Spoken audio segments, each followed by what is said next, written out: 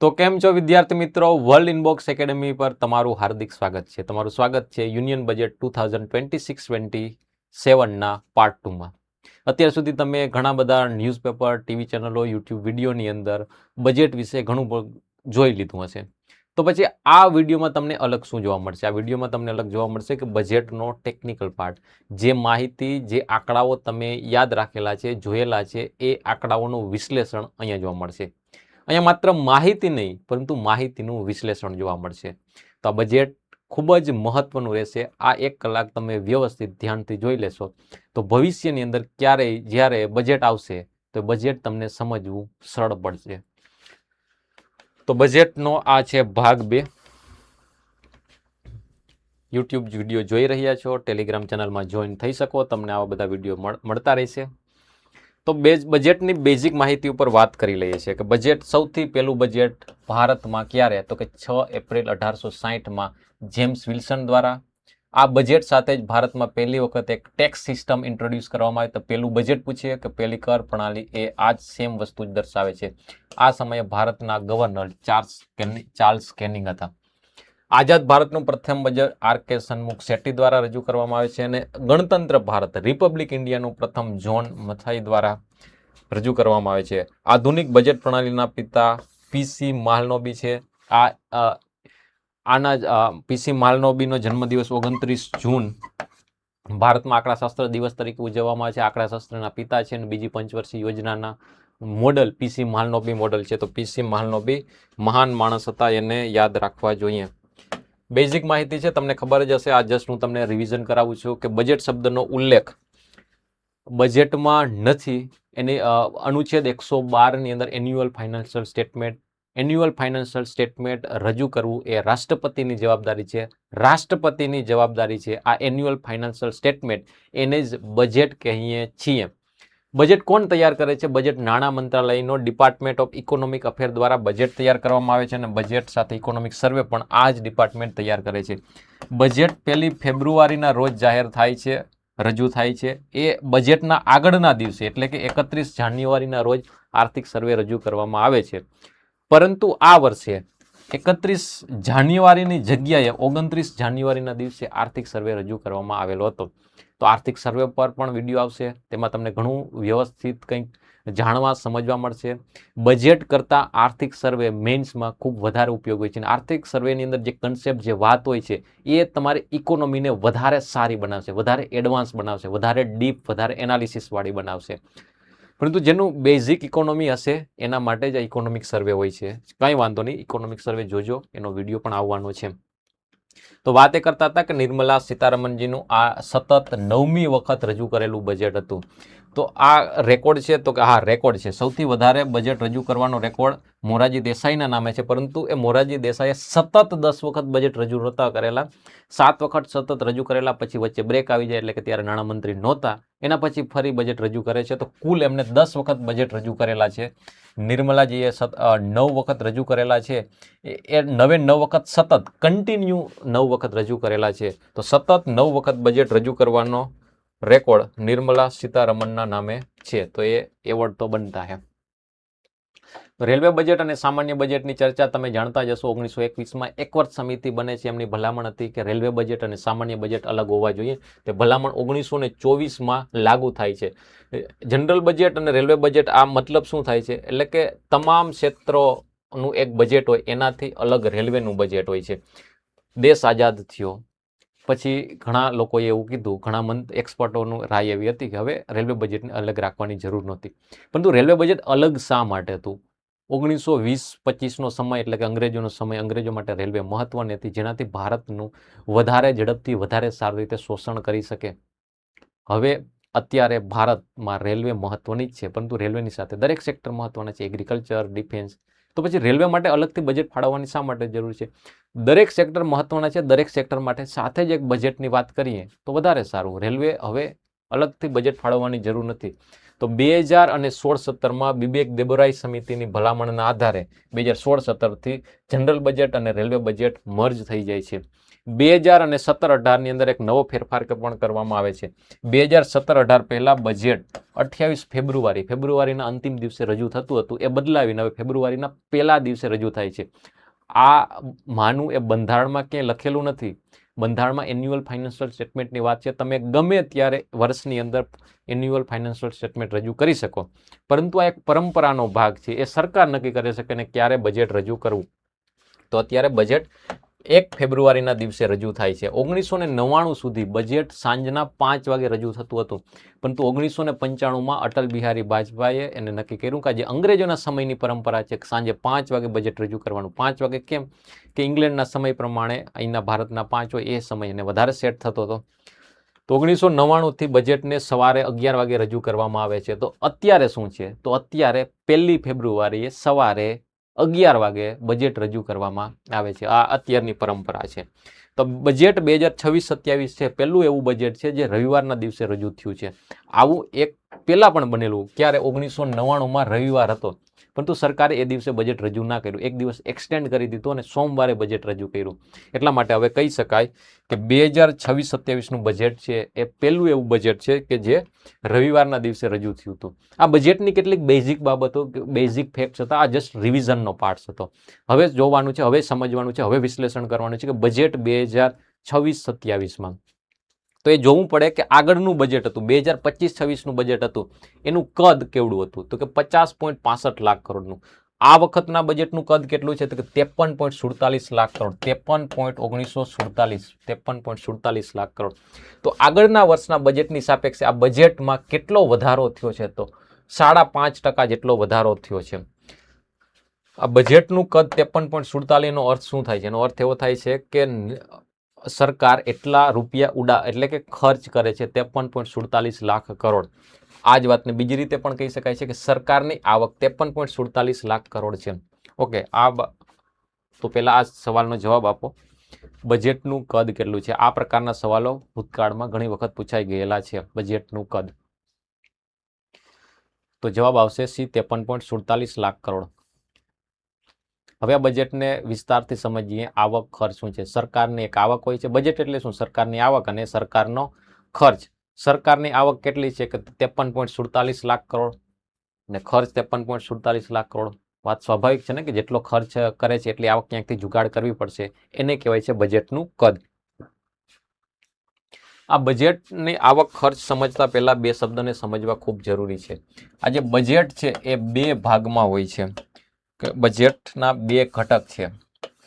કયા બે ઘટક છે? જો તમને આવડે છે તો ખૂબ સારું, નથી આવડતું તો આ બજેટનું બેઝિક છે. એવું નહીં કે આ બજેટ ભણીએ છીએ અત્યારે આવેલું છે બજેટ ફેબ્રુઆરીમાં એટલા માટે મહત્વનું બની જાય છે. નહીં, બજેટમાંથી સવાલો ખૂબ ઓછા પૂછાય છે.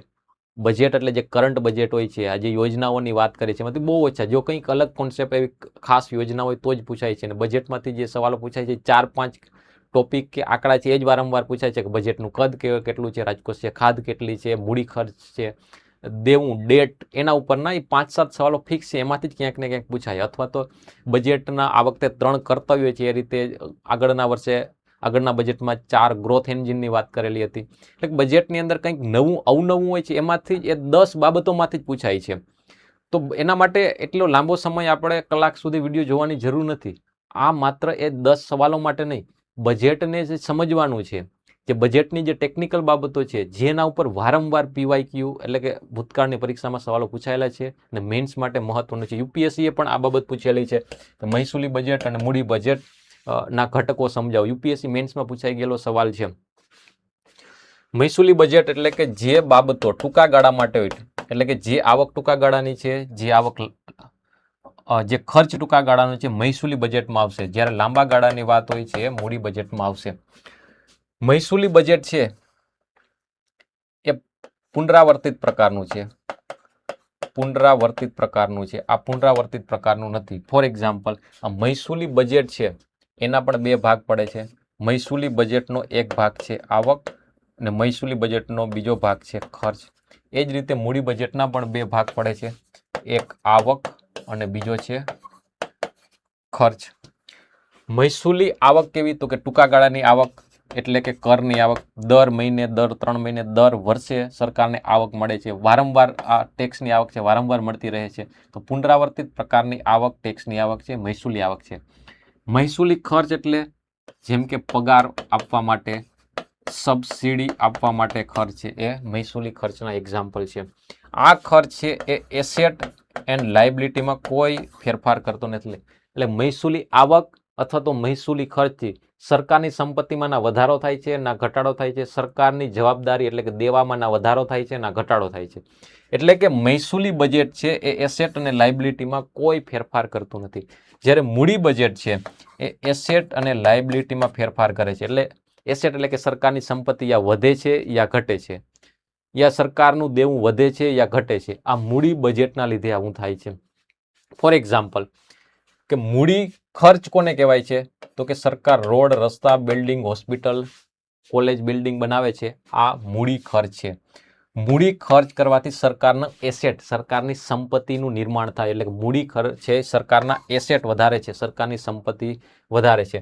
મૂડી આવકનું એક્ઝામ્પલ તમારે જોવું હોય તો સરકારી જે કંપનીઓ છે એનો નફો સરકારને મળે છે એ મૂડી આવક નથી. સરકારી કંપનીઓ જે વેચે છે, સરકારી કંપનીઓને વેચે છે સરકાર, ઓએનજીસી, એનટીપીસી, એલઆઈસી, આ સરકારી કંપનીઓને વેચે, એ વેચાણથી જે નાણાં મળે છે એ નાણાં છે મૂડી આવક છે. ને મૂડી આવકથી સરકારની એસેટ ઘટે છે.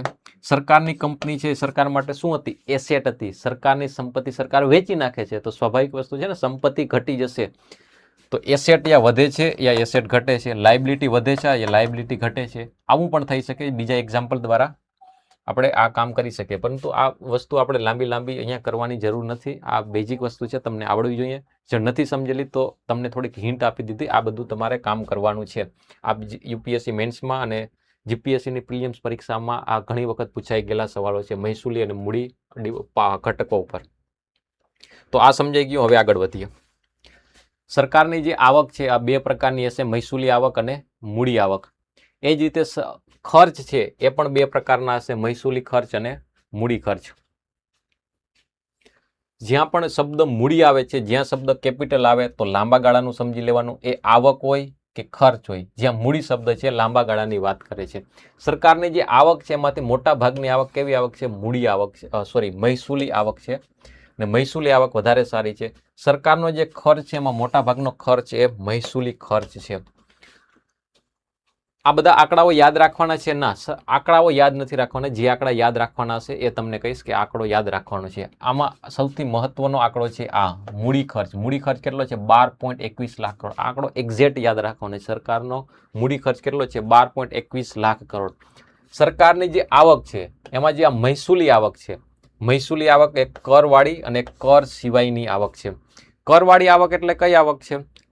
કર આવક એટલે કે જીએસટી ભરીએ છીએ, ઇન્કમ ટેક્સ, કંપનીઓ જે ટેક્સ, કોર્પોરેટ ટેક્સ ભરે છે, આ બધા જ ટેક્સની આવક છે એને કરવાળી આવક કહેવાય. કરવાળી આવક સરકારની કેટલી છે? 28 લાખ કરોડ. તમે જોઈ શકો છો કે સરકારની જે કુલ આવક છે 53 લાખ કરોડ. આ 53 લાખ કરોડમાં 28 લાખ કરોડ માત્ર ટેક્સમાંથી આવે છે. એટલે કે સરકારનો સૌથી મોટો હિસ્સો ટેક્સમાંથી આવે છે. એ તો સમજાય કે ટેક્સવાળી આવક. આ ટેક્સ સિવાયની બિનકર આવક, નોન ટેક્સ ઇન્કમમાં કઈ આવશે? સરકારની જે કંપનીઓ છે, જો તમારે હંમેશા યાદ રાખવાનું કે જ્યાં મહેસૂલી શબ્દ આવશે એ ટૂંકા ગાળાની બાબત માટે હશે, એટલે 1 વર્ષથી ઓછા સમય માટે વાત કરશે. મૂડી આવક, મૂડી ખર્ચની વાત હશે હંમેશા લાંબા ગાળાની વાત હશે. તો આ જે કન્સેપ્ટ, આ ટોપિક અહીંયા એક ગ્રાફ બનશે, એ ગ્રાફમાંથી એટલીસ્ટ છેલ્લા 10 વર્ષમાં 10 સવાલો પૂછાયેલા હશે, ભવિષ્યમાં પણ પૂછાતા રહેશે. પરંતુ આ ગ્રાફને અહીંયા હું વિસ્તારથી સમજાવીશ તો એના માટે 2 કલાકનો સમય જોઈએ છે. એના માટે તમે આગળના વર્ષ બજેટ 2025-26માં મેં 2 કલાકમાં વિસ્તારથી સમજાવેલું છે. તો આ વર્ષે હું એ વિસ્તારથી નહીં સમજાવું. આઈ હોપ કે તમને આ બેઝિક બાબતો આવડે છે. તો હું ઉપર છલી રીતે જ કહેતો જઈશ. આ આંકડાઓ ખૂબ મહત્વના છે, પ્રિલિમ્સ માટે નહીં પરંતુ મેન્સ માટે, ઇન્ટરવ્યુ માટે, વિશ્લેષણ કરવા માટે. તો સરકારી કંપનીઓનો જે નફો હોય છે એ સરકારી કંપનીનો નફો બિનકર આવક છે. તમે હેલ્મેટ પહેર્યા વગર જતા હો, દંડ આવે છે તો દંડની આવક છે. પછી કોઈ ગ્રાન્ટ આપે છે, આ દરેક પ્રકારની આવક છે બિનકર આવક છે. મૂડી આવક છે 2 પ્રકારની હોય છે, એક તો ઉધાર લઈએ એ ને એક ઉધારી સિવાયની આવક. આ દેવા એટલે ડેટ રિસીટ એટલે કે ઉધારથી મળેલી આવક. આ ઉધારી સિવાયની આવક છે. ઉધારથી મળેલી આવક છે એ સૌથી વધારે હોય છે. આજે મૂડી આવક 18 લાખ કરોડ છે, એમાંથી 17 લાખ કરોડ ઉધારી લીધેલી આવક છે. અહીંયા આ મુદ્દો પરીક્ષામાં પૂછાય કે ના પૂછાય, પરંતુ આ વિશ્લેષણ માટે મહત્વનો બની જાય છે કે જે મૂડી આવક છે, મૂડી આવક 18 લાખ કરોડમાંથી 17 લાખ કરોડ ઉધાર લીધેલા છે. એટલે કે જે વાત કરીએ છીએ ભારત સરકારની આવક 53 લાખ કરોડ છે, 53 લાખ કરોડમાંથી 17 લાખ કરોડ માત્ર ઉધાર લીધેલા છે. આમદની 18ની ઘર ચલા રૂપિયા એના જેવી વાત છે કે સરકારની ખરેખર આવક 100 રૂપિયા છે, ખર્ચ 120 કેમ કરે છે? કેમ કે 20 રૂપિયા બાકીના ઉધાર લીધેલા છે. એટલે કે અહીં 17 લાખ કરોડ ઉધાર લીધેલા છે. તો ઉધાર કઈ જગ્યાએથી લેશે? દેશની અંદરથી ઉધાર લેશે અથવા તો દેશની. આને કહેવાય આંતરિક દેવું, આને કહેવાય બાહ્ય દેવું. બાહ્ય એટલે કે વર્લ્ડ ઇનબોક્સ નહીં, પરંતુ world bank, IMF, Asian development bank, new development bank, આ બધી જગ્યાએથી ઉધાર લે છે એને કહેવાય બાહ્ય દેવું. દેશની અંદરથી લોકો છે, બેંકો છે, NBFC છે, આના પાસેથી નાણાં લેશે, ઉધાર લેશે, એને કહેવાય આંતરિક દેવું. તમે કહેશો કે અમારા પાસેથી, લોકો પાસેથી ક્યારે ઉધાર લે છે સરકાર? સરકાર ગવર્મેન્ટ સિક્યુરિટી જારી કરે છે, સરકાર ટ્રેઝરી બિલ જારી કરે છે. આને જે પણ ખરીદે છે એનો અર્થ એવો થાય કે સરકારને ઉધાર આપવાનું છે. તમે જો ગવર્મેન્ટ સિક્યુરિટી, ટ્રેઝરી બિલ ખરીદો છો, તમે ખરીદી શકો છો, જો તમે ખરીદશો એનો અર્થ કે તમે સરકારને ઉધાર આપો છો. તો ભારત સરકાર ઉપર જે ઉધારી છે, જે દેવું છે, સૌથી વધારે આંતરિક દેવું જ છે. તમે આ વર્ષની વાત કરો તો આ વર્ષે જે 17 લાખ કરોડનું ઉધાર લીધેલું છે એમાંથી 15.5 લાખ કરોડ એ માત્ર આંતરિક દેવું છે કે દેશની અંદરથી. આ સવાલ, આ સ્ટેટમેન્ટ પરીક્ષામાં આવી ગયું છે કે સરકારનું મોટું દેવું, એટલે કે સરકાર ઉપર જેટલી જે ઉધારી છે એમાં મોટા ભાગની ઉધારી દેશની અંદરની છે કે દેશની બહારની છે? તો એને જવાબ આવે દેશની અંદરની ઉધારી સરકાર ઉપર વધારે છે. પછી બીજો સવાલ, સરકારની જે ઉધારી છે કઈ કરન્સીમાં વધારે છે? ડોલરમાં કે બીજી અન્ય કરન્સીમાં? તો ડોલરની ઉધારી સૌથી વધારે નથી, રૂપિયાની ઉધારી સૌથી વધારે છે. કેમ કે દેશની અંદરથી જે ઉધારી લીધેલી, એટલે કે દેવું ઉધાર લીધેલ છે, તો એ રૂપિયામાં જ હશે ને. જ્યારે આપણે અમેરિકા પાસેથી વધારે ઉધાર લીધેલી, અમેરિકન ડોલર, બાહ્ય દેશો પાસે ઉધારી લીધેલી હશે તો કદાચ ડોલર હોઈ શકે. પરંતુ અહીંયા બે બાબત યાદ રાખવાની કે દેશની અંદરથી લીધેલો ઉધાર વધારે છે અને રૂપિયામાં ઉધાર સૌથી વધારે છે. આ હતી ઉધારવાળી આવક. ઉધાર સિવાયની આવક, ડેટ સિવાયની આવકમાં કઈ વસ્તુ આવે કે સરકાર એની કંપનીઓને વેચે છે, એમાંથી સરકારી કંપનીઓ વેચી એને કહેવાય વિનિવેશ, ઇંગ્લિશમાં કહેવાય ડિસઇન્વેસ્ટમેન્ટ. તો ડિસઇન્વેસ્ટમેન્ટની આવક છે એ દેવા સિવાયની આવક છે. જો આ વસ્તુ તમે થોડાક વ્યવસ્થિત સમજો તો ગોખવું પડે એવું નથી, એમનેમ આવી જાય. પરીક્ષામાં શું પૂછાય છે? પરીક્ષામાં પૂછાય કે આ ડિસઇન્વેસ્ટમેન્ટની આવક છે, કયા પ્રકારની આવક છે? તો ડિસઇન્વેસ્ટમેન્ટની આવક એ મૂડી આવક છે. ડિસઇન્વેસ્ટમેન્ટની આવક છે એ દેવા સિવાયની મૂડી આવક છે. એ વસ્તુ યાદ રાખવાની. આ સરકારી કંપની વેચો, આ સરકારી કંપનીમાંથી નફો મળે છે, તો નફો દર વર્ષે મળે છે એટલે મહેસૂલી આવક છે. ને કંપની એક જ વખત વેચવાની હોય છે, વારંવાર એ જ કંપની ફરી વેચી ના શકાય, એટલા માટે મૂડી આવક છે. તો કંપની નફો કરે તો અહીંયા આવશે અને કંપની વેચવાની આવે તો એની આવક અહીંયા સરકાર લખે છે. જે લોન આપેલી છે અન્ય દેશોને, નેપાળ, ભૂતાનને, તો લોન ફરી મળે છે, રિકવર કરીએ છીએ, એની આવક પણ અહીંયા આવે છે. મહેસૂલી આવક છે, આ પાર્ટ છે ખૂબ જ મહત્વનો છે. સરકાર જે મહેસૂલી ખર્ચ કરે છે એ કઈ કઈ જગ્યાએ કરે છે? સરકારે આ વર્ષે કેટલું ઉધાર લીધેલું છે? તો સરકારે આ વર્ષે 17 લાખ કરોડનું ઉધાર લીધેલું છે. તો આગળના વર્ષે સરકારે ઉધાર લીધું હતું, આગળના વર્ષે પણ 15 લાખ કરોડનું ઉધાર લીધેલું. આગળના વર્ષે 14 લાખ કરોડનું, એના આગળના વર્ષે 13 લાખ કરોડનું, એના આગળના વર્ષે 12.5, એના આગળના. તો સરકાર દર વર્ષે ઉધાર લે છે. આ તમામ ઉધારી ભેગી કરીએ તો સરકાર ઉપર ઉધાર એ 219 લાખ કરોડનું છે. એટલે કે ભારત સરકારનું દેવું કેટલું છે? તો કે 219 લાખ.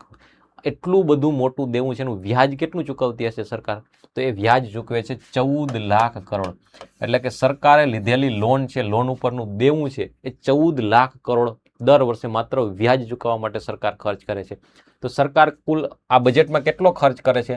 તો કે 53 લાખ કરોડ. આ 53 લાખ કરોડમાંથી 14 લાખ કરોડ માત્ર વ્યાજ ચૂકવવા માટે સરકાર ખર્ચ કરે છે. તો હવે તમે સમજી શકો કે જેમ દેવું વધે છે એમ ભવિષ્યની પેઢીઓ ભવિષ્યમાં બજેટ બનાવવામાં કેવી સમસ્યા આવશે. કેમ કે મોટા ભાગનો ખર્ચ છે એ માત્ર વ્યાજની ચૂકવણીમાં જ થશે. આ એવરગ્રીન સવાલ છે કે બજેટમાં સૌથી વધારે ખર્ચ ક્યાં કરવામાં આવે છે? તે કે જૂની લોનનું વ્યાજ ચૂકવવા માટે ખર્ચ કરવામાં આવે છે. ઓલમોસ્ટ બજેટના 20 થી 25% માત્ર વ્યાજ ચૂકવવામાં જ જતા. ઓલમોસ્ટ ચોથો ભાગ બજેટનો છે વ્યાજ ચૂકવવા માટે જ જાય છે.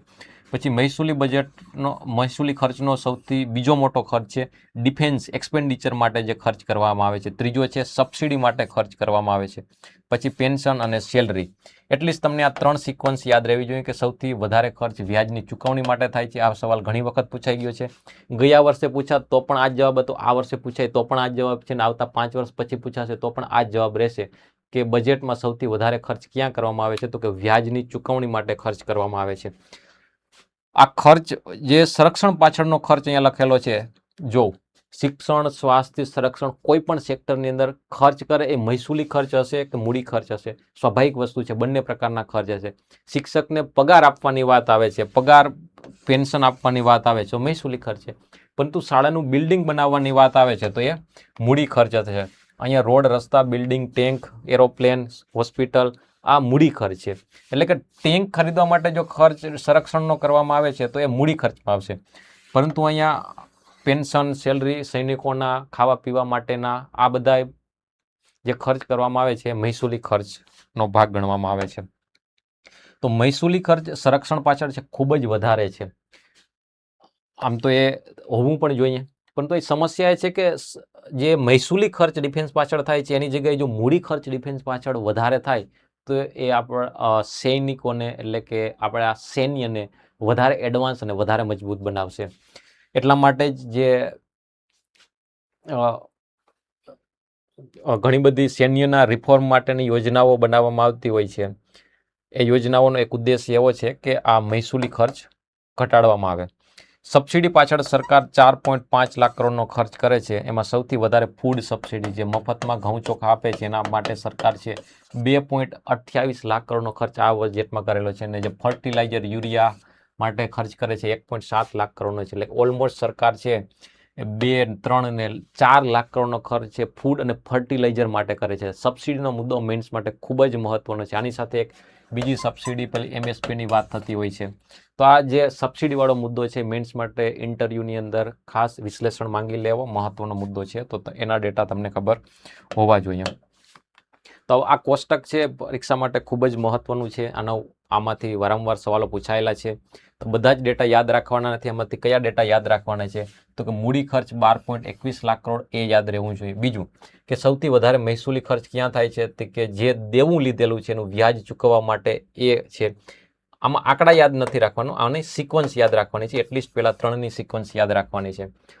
પછી જે મૂડી આવક છે એમાં ઉધારીની ઉધારી સિવાયની આવક છે. એમાં ઉધારીની આવક એટલી 17 લાખ કરોડ છે. તો આંકડો યાદ નથી રાખવાનો, પરંતુ તમને ખબર હોવી જોઈએ કે જે મૂડી આવક છે એમાં મોટા ભાગની આવક ઉધારવાળી આવક જ હોય છે. એટલા માટે મૂડી આવક બહુ સારી બાબત ના કહેવાય.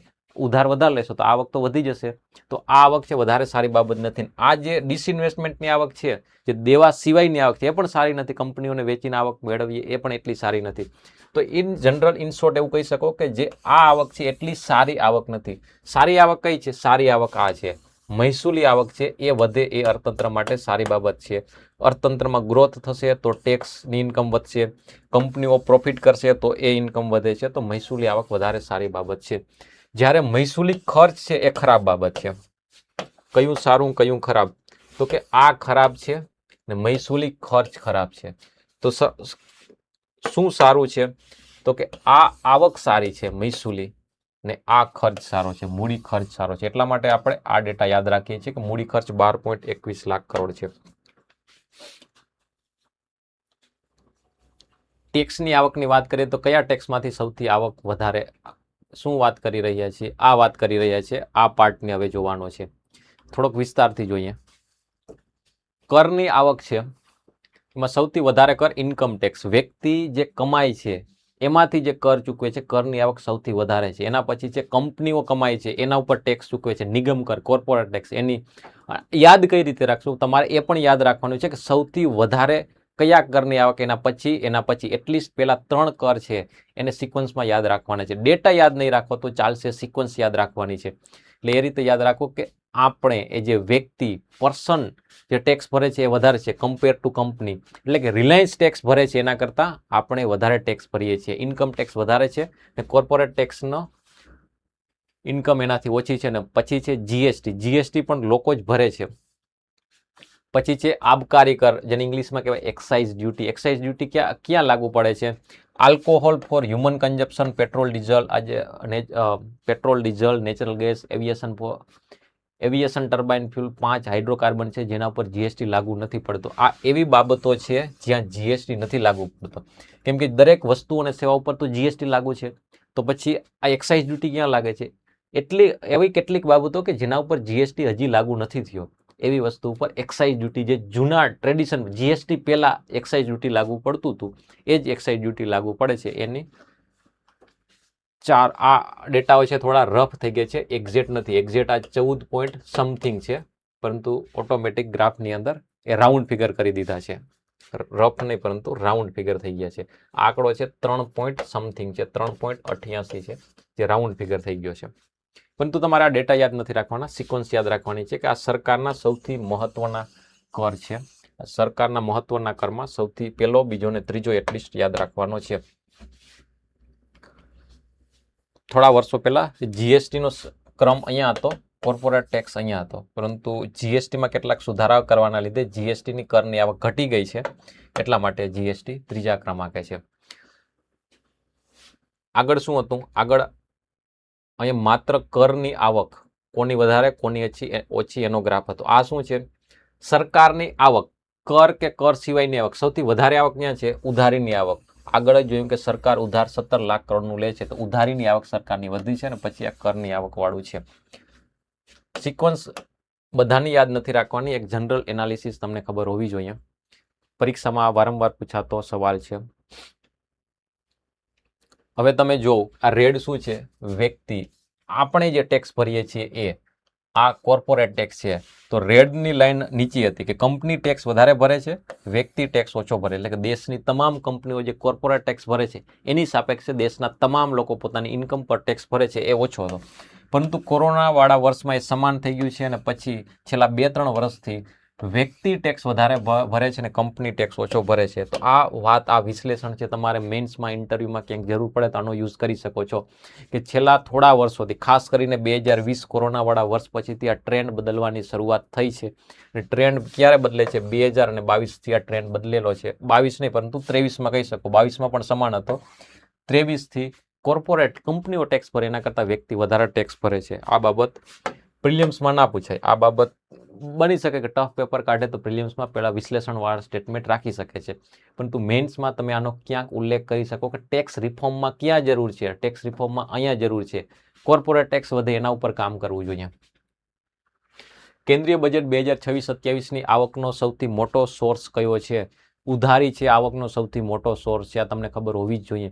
કેન્દ્રીય બજેટ 2026-27ની કર આવકને ઉતરતા ક્રમમાં ગોઠવો. કરની આવક સૌથી વધુ કયો? આપણે ઇન્કમ ટેક્સ, આપણે જે ઇન્કમ ઉપર ટેક્સ છે, ઇન્કમ ટેક્સ છે સૌથી વધારે, પછી કંપનીઓની ઇન્કમ ઉપર ટેક્સ.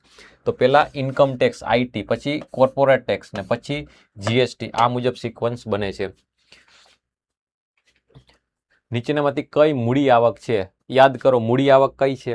મૂડી આવક 2 પ્રકારની, એક ઉધારી વાળી હોય છે ને ઉધારી સિવાયની. ઉધારી સિવાયમાં કંપનીઓને વેચી મારો ને જે આવક આવે એ મૂડી આવક હતી. તો ઉધારીની આવક અને કંપનીઓને વેચવાથી આવક. અને હજી એક ત્રીજું પણ હતું કે નેપાળ, ભૂતાનને વર્ષો પહેલા લોન આપેલી છે, લોન ફરી આપણે વસૂલી કરીએ છીએ, વસૂલી કરીએ તો આપણા ખિસ્સામાં રૂપિયા આવશે, એ પણ મૂડી આવક જ ગણાય છે. તો અહીંયા ડિસઇન્વેસ્ટમેન્ટ, કંપનીઓ વેચી મારો ને જે આવક મળે છે એ મૂડી આવક છે. નીચેનામાંથી કઈ દેવા સિવાયની મૂડી આવક છે? મૂડી આવકની તો બરોબર, પરંતુ ડેટ સિવાયની મૂડી આવક. જો કરની આવક મહેસૂલી આવક છે, કંપનીઓનો નફો અને ડિવિડન્ડથી સરકારને આવક મળે છે એ પણ મહેસૂલી આવક છે. તો આ મૂડી આવક છે ને આ પણ મૂડી આવક છે. પરંતુ એ શું પૂછ્યું છે? ડેટ સિવાયની એવી મૂડી આવક જેનાથી સરકારની ઉધારી થતી નથી. તો આ ઉધારીવાળી નહીં, હા આપેલી લોન છે ને વસૂલી કરવાની વાત છે, એ દેવા સિવાયની મૂડી આવક છે. આ બજેટની અંદર આ ભાગ જોઈ લીધો.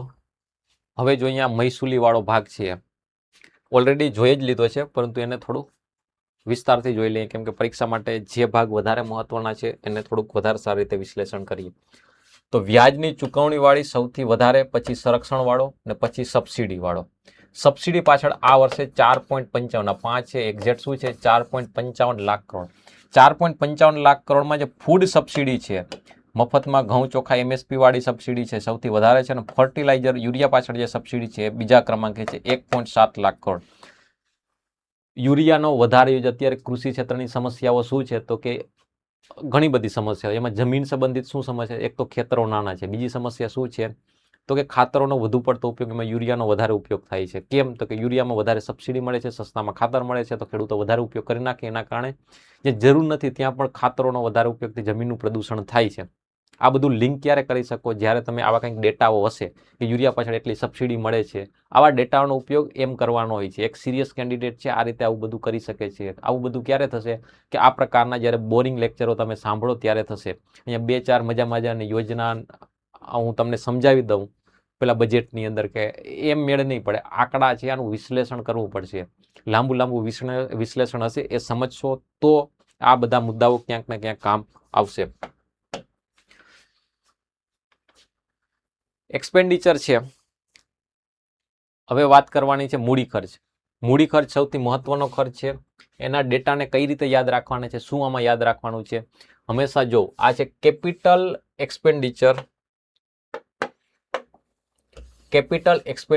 Two GDP ratio. Capital expenditure to GDP એટલે કે અંશમાં કેપિટલ એક્સપેન્ડિચર અને છેદમાં જીડીપી એવું લખીએ તો કેપિટલ એક્સપેન્ડિચર અંશમાં અને દેશની જીડીપી છેદમાં. દેશની જીડીપી છે 393 લાખ કરોડ. તો કેપિટલ એક્સપેન્ડિચર અને જીડીપીનો રેશિયો એટલે આને ગુણ્યા તમે 100 કરશો એટલે જવાબ આવશે ટકામાં આવશે 3.1%. આનો અર્થ શું થાય કે દેશની જીડીપી છે એના 3% ખર્ચ મૂડી ખર્ચ થાય છે. આ આંકડો યાદ રાખવાનો છે. 3.1% છે. તમારે મેઇન્સની અંદર ઇન્ફ્રાસ્ટ્રક્ચરની ક્યાંક વાત થતી હોય છે તો ક્યાંક ને ક્યાંક આ શબ્દનો ઉલ્લેખ કરવાનો કે ભારત જીડીપીના 3.1% મૂડી ખર્ચ કરે છે, અને આંકડામાં એબ્સોલ્યુટ ટર્મમાં વાત કરવાની હોય તો 12.1 લાખ કરોડ છે. હવે કેપિટલ એક્સપેન્ડિચરને આપણે અલગ રીતે દર્શાવીએ. Capital expenditure to budget ratio. તો કેપિટલ એક્સપેન્ડિચર કેટલું છે 12.21 લાખ કરોડ છે, અને આ બજેટ કેટલું છે, બજેટ છે 53.47 લાખ કરોડ. ગુણ્યા તમે 100 કરી દેશો તો જવાબ ટકામાં આવશે. તો ટકા કેટલા આવશે 22.28% આવે છે. આ શું દર્શાવે છે, આ જે બજેટ છે આ બજેટ 2026-27 છે કેટલું છે, એનું કદ કેટલું છે કે 53.47 લાખ. આ 53.47 લાખ કરોડના કેટલા ટકા મૂડી ખર્ચ છે તો કે 22.8%, એટલે લગભગ 23% મૂડી ખર્ચ છે. બીજી રીતે કહીએ તો ઓલમોસ્ટ બજેટનો ચોથો ભાગ મૂડી ખર્ચ થાય છે, બાકીના 3 ભાગ મહેસૂલી ખર્ચ માટે થાય છે. મૂડી ખર્ચ અર્થતંત્ર માટે વધારે રોડ રસ્તા building, port airport, school building, hospital આ બધું બને છે એ મૂડી ખર્ચ છે. મૂડી ખર્ચ દેશના અર્થતંત્ર માટે વધારે સારી બાબત છે. એટલા માટે મૂડી ખર્ચને આપણે અલગ અલગ કોન્ટેક્સમાં સમજવાનો પ્રયત્ન કરીએ છીએ કે જીડીપીના 3.1% મૂડી ખર્ચ છે, બજેટના 23% મૂડી ખર્ચ છે. આ મૂડી ખર્ચ એક વર્ષની વાત કરતા હતા. હવે અહીંયા વર્ષો છેલ્લા 10 વર્ષના ટ્રેન્ડનું એનાલિસિસ કરીએ છીએ. મૂડી ખર્ચ 2017-18 થી લઈ અને આજ સુધીના મૂડી ખર્ચ કેટલો છે ટકા. તમારે ટકા યાદ નથી રાખવાના, વિશ્લેષણ કરવાનું છે. સાંભળો હું શું બોલી રહ્યો છું, પછી તમને એમાં સમજાશે. 2017-18 સમયે મૂડી ખર્ચ કેટલો થતો હતો, મૂડી ખર્ચ બજેટના કેટલા ટકા તો કે 1.5%, 1.6, 1.7, 2.1, 2.5, 2.8, 3.2, 3.2, 3.1, 3.1. આ શું દર્શાવે છે, આ દર્શાવે છે કે મૂડી ખર્ચ બજેટના કેટલા ટકા છે.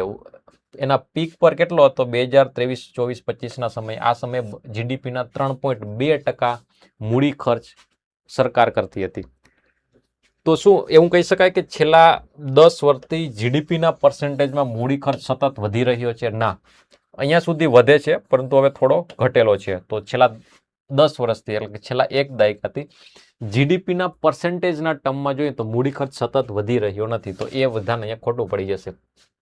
આ ગ્રીન શું આપેલો છે, આ પણ મૂડી ખર્ચ જ છે ગ્રીન વાળો, પરંતુ આ મૂડી ખર્ચ કેવો છે, તમે બજેટ થોડુંક સારી રીતે સમજી લાવો, બજેટનું પેલું જે કોષ્ટક બનાવેલું છે સારી રીતે સમજી લાવો તો એમાં એક બાબત હતી, ચાલો જોઈએ.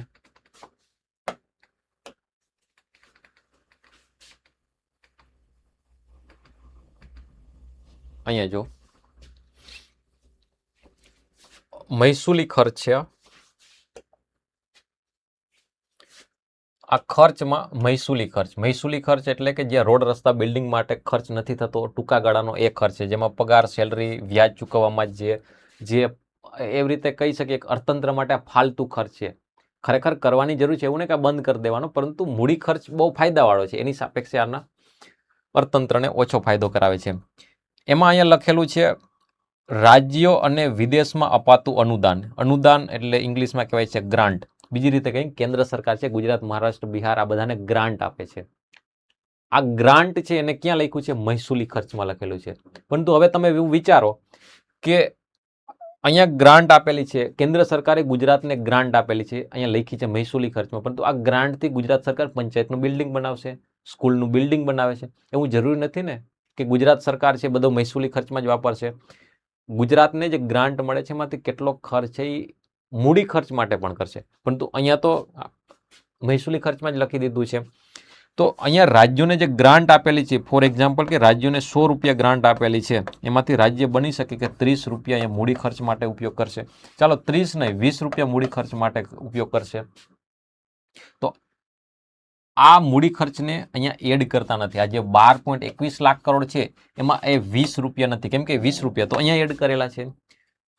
તો આ 20 રૂપિયાને એડ કરો તો હવે જવાબ શું આવે?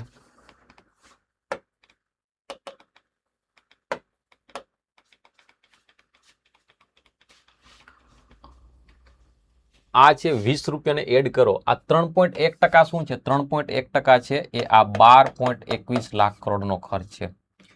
આ જ ડેટાને ફરી અહીંયા જો, આ ડેટા પર્સેન્ટેજમાં છે, આ ટકા એબ્સોલ્યુટ ટર્મમાં છે, એટલે કે 2017-18માં 2.6 લાખ કરોડ. અહીંયા જો આ લાખ કરોડમાં ડેટા છે, આ જીડીપીના પર્સેન્ટેજમાં ડેટા. બંને ગ્રાફ એક જ વસ્તુ દર્શાવે છે કે મૂડી ખર્ચ કેટલો થાય છે, પરંતુ અલગ અલગ કોન્ટેક્સમાં દર્શાવે છે. જીડીપીના 2.6 લાખ કરોડ, 3.1, 3.4, 4.3, 5.9, 7.4, 9.5, 10.5, 11 લાખ કરોડ અને 12.2 લાખ કરોડ. આ લાખ કરોડમાં આંકડા છે. તો તમે એવું કહી શકો કે એબ્સોલ્યુટ ટર્મમાં રૂપિયાની અંદર જોવો તો છેલ્લા 10 વર્ષથી મૂડી ખર્ચ સતત વધી રહ્યો છે. તો આ વસ્તુ યાદ રાખો કે છેલ્લા 10 વર્ષથી મૂડી ખર્ચ સતત વધી રહ્યો છે. જીડીપીના પર્સન્ટેજના ટર્મમાં જોઈએ તો ઘટતો દેખાય છે, પરંતુ આ રીતે પૂછે કે છેલ્લા 10 વર્ષથી મૂડી ખર્ચ સતત વધી રહ્યો છે, તો સ્ટેટમેન્ટ સાચું પડે છે. તો 12.2 લાખ કરોડ કયા છે? તો કે મૂડી ખર્ચ થાય છે. આ 4.9 લાખ કરોડ કયા છે? કે રાજ્યોને જે ગ્રાન્ટ મળેલી છે ને ગ્રાન્ટમાંથી રાજ્યો મૂડી ખર્ચ કરે છે, એ ખર્ચ અહીંયા લખ્યો છે. એટલા માટે આ છે મૂડી ખર્ચ, ને મૂડી ખર્ચમાં રાજ્યને આપેલી ગ્રાન્ટ, એનો પણ ગ્રાન્ટને એડ કરી દઈએ તો આ જે જવાબ આવે છે આને કહેવાય ઇફેક્ટિવ. તો ઉપરના 1.3% એડ કરી દો 3.1%ની અંદર, તો જવાબ આવશે 3 ને 1 4, 4.4%. 4.4% ઇફેક્ટિવ કેપિટલ એક્સપેન્ડિચર છે. આ 12 લાખની અંદર બીજા 5 લાખ એડ કરો એટલે જવાબ આવશે 17.2 લાખ કરોડ. તો 17.2 લાખ કરોડ સરકાર મૂડી ખર્ચ કરે છે, એને કહેવાય ઇફેક્ટિવ મૂડી ખર્ચ, પ્રભાવી મૂડી ખર્ચ કહેવાય છે. આવા બધા આંકડાઓ છે, યાદ રાખવાના છે. આ બજેટનું એનાલિસિસ કહેવાય છે. એના માટે થોડી મહેનત કરવી પડે છે, તમારે મગજનો ઉપયોગ કરવો પડે છે. કેન્દ્રીય બજેટ 2026-27નો સૌથી મોટો મહેસૂલી ખર્ચ હંમેશા વ્યાજની ચૂકવણી જ હોય છે. મૂડી ખર્ચ બાબતે ખોટું વિધાન પસંદ કરો. છેલ્લા એક દાયકાથી મૂડી ખર્ચમાં સતત વધારો થઈ રહ્યો છે. આ મૂડી ખર્ચમાં સતત વધારો થઈ રહ્યો છે. જો આના સ્ટેટમેન્ટ સમજાય તો વિડીયોને રિવાઇન્ડ કરીને ફરી જાઓ. કેન્દ્રીય બજેટ 26-27માં 12.2 લાખ કરોડ મૂડી ખર્ચ કરવામાં આવ્યો, સ્ટેટમેન્ટ સાચું છે. જીડીપીના પર્સન્ટેજમાં જોઉં તો 3.1 લાખ કરોડ મૂડી ખર્ચ છે, બરોબર છે. કોઈ કહેશે કે 12.2 લાખ કરોડ બરોબર, પરંતુ ઉપરથી જે રાજ્યોને આપેલા 4.9 લાખ કરોડ એને એડ કરવાના કે નહીં, કેમ ખબર પડશે? પ્રભાવી મૂડી ખર્ચ હોય, ઇફેક્ટિવ કેપિટલ એક્સપેન્ડિચર હોય તો એ એડ કરવાની વાત છે. જો માત્ર મૂડી ખર્ચ એવું લખેલું હશે તો એ ગ્રાન્ટને એડ કરવાની ના હોય. કેન્દ્રીય બજેટ 26-27માં 11 લાખ કરોડ મૂડી ખર્ચ કરવામાં આવ્યો છે, એ સ્ટેટમેન્ટ ખોટું છે. 11 લાખ કરોડની પરંતુ 12.2 લાખ કરોડ ખર્ચ કરવામાં આવ્યો છે. હવે વાત કરીએ કે સરકારનું દેવું, સરકારની ઉધારી કેટલી છે, એનો ratio debt to GDP ratio. Debt એટલે દેવું, કયા દેવાની વાત કરી છે? સરકારે આ વર્ષે 17 લાખ કરોડની ઉધારી કરેલી અને આગળના વર્ષે 16 લાખ, આગળના વર્ષે 15, 14. તો છેલ્લા હજારો વર્ષો એટલે કે છેલ્લા 70 વર્ષની અંદર સરકારે જે પણ ઉધાર લીધું હજી ચૂકવવાનું બાકી છે, તો અત્યારે સરકાર ઉપર કેટલું ઉધાર, કેટલું દેવું છે, તમામ દેવાનો સરવાળો કરો, એને કહેવાય છે ડેટ, એને કહેવાય છે ઉધારી, એને કહેવાય છે દેવું. તો દેવું અને જીડીપીનો રેશિયો કરો તો કેટલો આવે? તો અત્યારનું સરકારનું દેવું ને છેદમાં જીડીપી, તો આવો કંઈક જવાબ આવે કે ઉપર સરકારનું દેવું કેટલું છે? 219 લાખ કરોડ, ને જીડીપી દેશની કેટલી છે? 393 લાખ કરોડ, ગુણ્યા 100 કરો તો જવાબ શું આવશે? જવાબ આવશે 55.6%. આ 55.6% છે એનો ગ્રાફ દોરીએ તો ગ્રાફ કંઈક આવો થશે કે સરકાર ઉપર દેવું કેટલું છે? તો કે જીડીપીના 55.6%. સરકારનો લક્ષ્યાંક છે કે આ દેવું ઘટી ને કેટલા ટકાએ? 50%એ લઈ જવાનું છે. ક્યાં સુધી? 2031 સુધીમાં. તમારા માટે આ પ્રશ્ન આજ નહીં તો કાલ આવતા વર્ષોની અંદર કમ્પલસરી પૂછાવાનો છે કે સરકારનો ડેટ ટુ જીડીપી રેશિયો ઘટાડીને ક્યાં સુધી લઈ જવાનું છે? ડેટ ટુ જીડીપી રેશિયો ઘટાડીને 2031 સુધીમાં કેટલો કરવાનો છે? તો કે 50% કરવાનો છે. 50%ને એક્ઝેક્ટ સરકારે એવું કીધું છે 50% પ્લસ ઓર માઇનસ 1%. આનો મતલબ 50% માઇનસ 1, 50 થી માઇનસ 1 એટલે 49%, 50 પ્લસ 1 એટલે કે 51% થાય છે. તો સરકારનો લક્ષ્યાંક છે કે 2031 સુધીમાં આ ડેટ ટુ જીડીપી રેશિયો છે એ 49% થી 51%ની વચ્ચે ત્યાં ક્યાંક લઈ જવાનું છે. એટલે કે અત્યારે અહીંયા છે ઘટાડીને ત્યાં સુધી લઈ જવાનું છે. આવો સરકારનો લક્ષ્યાંક છે. પરંતુ એક FRBM એક્ટ કરીને છે. FRBM એક્ટનું કહેવું એમ છે કે 50% નહીં, એ 40% હોવું જોઈએ. FRBM એક્ટ 2003માં આવેલું છે. એના ઉપર હમણાં વિસ્તારથી વાત કરીએ. આ ટાર્ગેટ કોનો છે? અત્યારે સરકારે રાખેલો છે. આ એક્ટ તો 2003માં બનેલો હતો ને એક્ટમાં ઘણી વખત ફેરફારો થયેલા છે. તો આ એક્ટ મુજબ 40% કરવાના છે. પરંતુ અત્યારે સરકાર કહે 40% તો પછી ભવિષ્યમાં કરશું, અત્યારે પહેલા 50% સુધી તો પહોંચીએ, એના પછી જોશું કે આગળ વધવું કે છે કે નહીં. પરંતુ આપણે આગળના બજેટની વાત કરીએ. બજેટ આ કયું છે? આ બજેટ વાત કરીએ 2026-27. જો વાત કરીએ બજેટ 2025-26, તો 2025-26ના બજેટની અંદર આ ડેટ ટુ જીડીપી રેશિયો કેટલો હતો? 56.1%. એ જો થોડોક ઘટી અને 55.6% એટલે અડધા ટકાનો ઘટાડો જોવા મળે છે. તો સરકાર ડેટ ટુ જીડીપી રેશિયો ઘટાડી રહી છે. એ સારી બાબત છે, અર્થતંત્ર માટે સારી બાબત છે કે આ રેશિયો ઘટે. આ રેશિયો ઘટવાનો અર્થ શું થાય છે? રેશિયો ઘટવાનો અર્થ થાય કે સરકારનું દેવું છે એ જીડીપીની સાપેક્ષે થોડું ઘટી રહ્યું છે. જેટલો રેશિયો ઓછો એ અર્થતંત્ર માટે સારી બાબત છે. તો એ ચર્ચા કરી, એ જ વસ્તુ લખેલી છે. હવે જોઈએ FRBM એક્ટ એ શું વસ્તુ કહેવા માંગે છે. FRBM એક્ટ 2003માં આવેલો છે. ફિસ્કલ રિસ્પોન્સિબિલિટી અને બજેટ મેનેજમેન્ટ એક્ટ. આનું ફૂલ ફોર્મ પણ પરીક્ષામાં પૂછાઈ ગયેલું છે અને પૂછાતું રહેશે. આ એક્ટ ખૂબ જ મહત્વનો છે. FRBM એક્ટ મુજબ એવો ટાર્ગેટ હતો કે 2008-9 સુધીની અંદર રાજકોષીય ખાધ છે એ જીડીપીના 3% સુધી લિમિટમાં રાખવાની છે. તો ફરી નવો શબ્દ આવે છે કે રાજકોષીય ખાધ એટલે શું? ફિસ્કલ ડેફિસિયટ એટલે શું? આ બજેટની અંદર સરકારે કેટલું ઉધાર લીધું? તે કે 17 લાખ કરોડ. આ 17 લાખ કરોડ છે ને પર્સન્ટેજમાં શું કહે છે? કેટલા ટકા છે? પર્સન્ટેજમાં ને ટકામાં કેવું હોય તો એમ કે જીડીપીના 4.3% જેટલું ઉધાર લીધું. આ કયા વર્ષની વાત કરીએ છીએ? વાત કરીએ 2026-27ની વાત કરીએ છીએ. 2026-27માં સરકારે 17 લાખ કરોડનું ઉધાર લીધું. એને બીજી રીતે કહીએ તો જીડીપીના 4.3% જેટલું ઉધાર લીધેલું છે. આને કહેવાય રાજકોષીય ખાધ. રાજકોષીય ખાધ કેટલી છે? 4.3% છે. આ આંકડો તમારે યાદ રાખવાના. બજેટના જે 5-10 મહત્વના આંકડા કે જે તમારે યાદ રાખવાના, એમાંથી એક આંકડો એ છે કે બજેટ 2026-27ની રાજકોષીય ખાધ કેટલી છે? ફિસ્કલ ડેફિસિટ કેટલી છે? તો કે 4.3%. આ ટકા યાદ રાખવાના છે. આ આંકડો તો માત્ર સમજવા માટે છે. 17 લાખ કરોડ. તો રાજકોષીય ખાધ એટલે શું? તો સરકારને એ વર્ષની ઉધારી કેટલી કરેલી છે? તો જીડીપીના 4.3% જેટલી ઉધારી કરેલી છે. તો રાજકોષીય ખાધ આઈ હોપ કે તમને સમજમાં આવી ગઈ છે. દેવું એટલે કોને કહેવાય? ડેટ. તો સરકારે આગળના વર્ષોમાં જે બધી ઉધારી કરેલી છે આ તમામ ઉધારીને ભેગી કરો તો એને કહેવાય છે સરકારનું દેવું. રાજકોષીય ખાધ એટલે કે આ વર્ષે સરકારની ઉધારી કેટલી છે એને કહેવાય રાજકોષીય ખાધ. તો FRBM એક્ટ મુજબ 2018-19 સુધીમાં 2008-9 સુધીમાં રાજકોષીય ખાધ કેટલી? કેન્દ્ર સરકારની 3% ને બધા જ રાજ્ય સરકારોની મળીને પણ 3% જ થવી જોઈએ. પરંતુ એ 2008-9 સુધીમાં પૂરું ન થાય તો પછી સરકારે 2012માં નવા ટાર્ગેટ રાખ્યા. 2012માં પણ પૂરા ના થાય તો 2012માં ફરી કંઈક નવા સુધારા કર્યા કે ચલો કંઈ વાંધો નહીં, આ પૂરું નથી થતું તો હવે કંઈક નવો ટાર્ગેટ રાખીએ. એટલે કે ફોર એક્ઝામ્પલ કે ક્લાસ 1 બનવું છે, ક્લાસ 1 ના બનાય તો 2 વર્ષ પછી ચાલો ક્લાસ 2 બનવાનો નવો ટાર્ગેટ, ક્લાસ 2 નથી બનાવતો ચાલો ક્લાસ 3 બની જાય. તો આપણે શું કરીએ છીએ, ટાર્ગેટ જે ઊંચા હતા એને ઘટાડતા કે ઓકે હવે રેવન્યુ તલાટી તો બનાવી જ જશે. તો સરકાર પણ એવું કરે છે કે આ ટાર્ગેટ પૂરો ના થાય તો ટાર્ગેટ થોડોક નાનો બનાવી દે, એનાથી નાનો ટાર્ગેટ બનાવી દે. એવું સરકારે કેટલાય વર્ષો સુધી કર્યું. છેલ્લે 2016ની અંદર એનકે સિંઘ રિવ્યુ પેનલ બને છે, FRBM એક્ટમાં શું સુધારા વધારા કરવા જોઈએ. ચાલો આ બધી ચર્ચાઓ આમનામ ચાલતી રહી છે. જે FRBM એક્ટ 2003માં બને છે એ અત્યારે શું સ્થિતિ છે. તો જે રાજકોષીય ખાધ FRBM એક્ટનું કહેવું એમ છે કે 2025-26 સુધીમાં જે વર્ષ પૂરું થઈ ગયું છે 2025-26 સુધીમાં રાજકોષીય ખાધ ઘટાડી અને જીડીપીના 4.5% સુધી લાવવાની છે. કેટલા? જીડીપીના 4.5%. ગયા વર્ષે આ કયા વર્ષની વાત કરીએ, 25-26. તો 25-26ના વર્ષે બજેટ આવ્યું હતું. એ બજેટમાં એવું કીધું હતું કે ભારતની રાજકોષીય ખાધ જીડીપીના 4.4% છે. FRBM એક્ટે કેટલા સુધી ઘટાડવાની વાત કરેલી? 4.5%.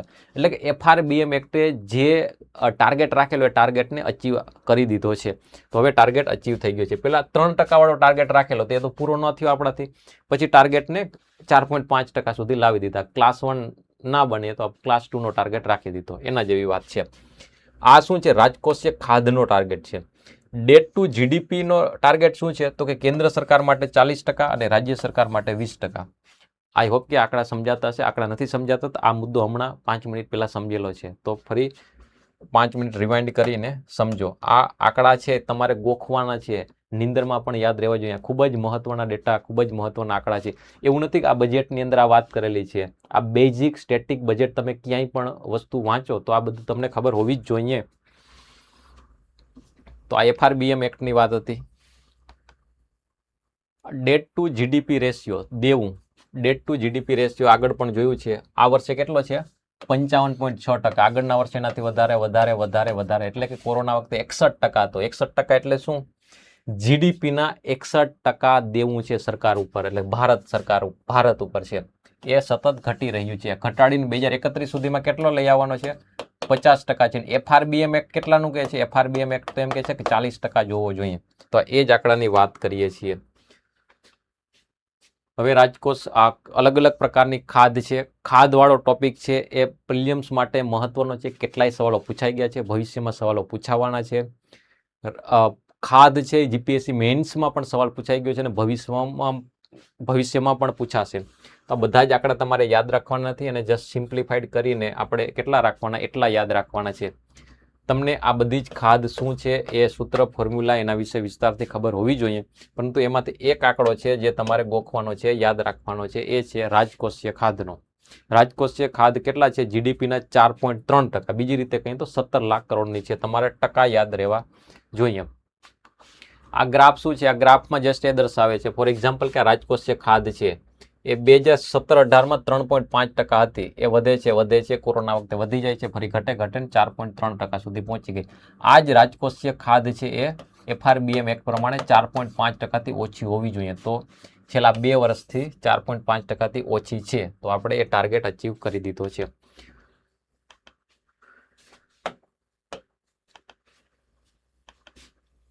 તો ચાલો કેન્દ્રીય બજેટ 26-27માં રાજકોષીય ખાધનું અનુમાન કેટલું રાખવામાં આવ્યું છે? જીડીપીના 4.3%. આ આંકડો તમને ખબર હોવી જોઈએ. અલગ અલગ મંત્રાલય કે અલગ અલગ સેક્ટરની અંદર જે ખર્ચ કરેલો છે એમાં કયા સેક્ટરમાં, કયા મંત્રાલયમાં સૌથી વધારે ખર્ચ કરેલો છે? તો સૌથી વધારે ટ્રાન્સપોર્ટ, બીજા નંબર પર છે ડિફેન્સ છે. એજ્યુકેશન વાળો ખર્ચ છે 1.4 લાખ કરોડ છે. આંકડો પરીક્ષામાં પૂછાશે નહીં, પરંતુ ક્યાંક મેન્સમાં ટાંકવા માટે તમારે ગોખી લેવો જોઈએ કે એજ્યુકેશન પાછળ 1.4%નો ખર્ચ કરે છે. નવી શિક્ષણ નીતિ છે એમાં એવું કીધું છે કે શિક્ષણ પાછળ દેશમાં જીડીપીના 6% જેટલો ખર્ચ થવો જોઈએ, પરંતુ જીડીપીના 2.6% જેટલો જ ખર્ચ થાય છે. તો શિક્ષણ પાછળ ખૂબ જ ઓછો ખર્ચ થાય છે.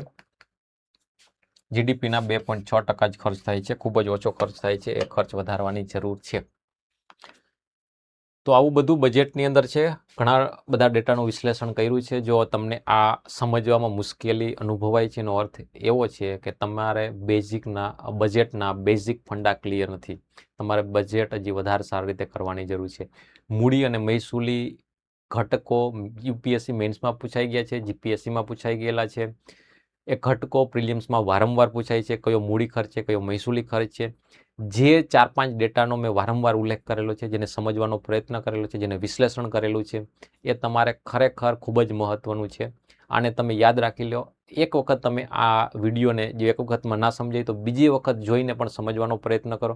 કેમ કે એક વખત તમે આ ડેટાને સમજી લીધા તો ભવિષ્યની અંદર જ્યારે બજેટ આવશે ત્યારે આ જ ડેટામાં શું વધારો ઘટાડો છે એ જ બાબત વારંવાર દરેક બજેટમાં એ જ વસ્તુ હોય છે. તો બજેટનો આ બીજો પાર્ટ હતો. પહેલા પાર્ટની અંદર બજેટની કેટલીક મહત્વની યોજનાઓ વિશે વાત કરેલી છે. આ પાર્ટની અંદર બજેટના કેટલાક આંકડાઓ, ટેકનિકલ ટર્મ સમજવાનો પ્રયત્ન કરેલો છે. હવે ઇકોનોમિક સર્વેમાં ફરી મળીશું. ત્યાં પણ કંઈક નવા આંકડાઓની વાત કરીશું, ત્યાં કંઈક નવા કન્સેપ્ટની વાત કરીશું.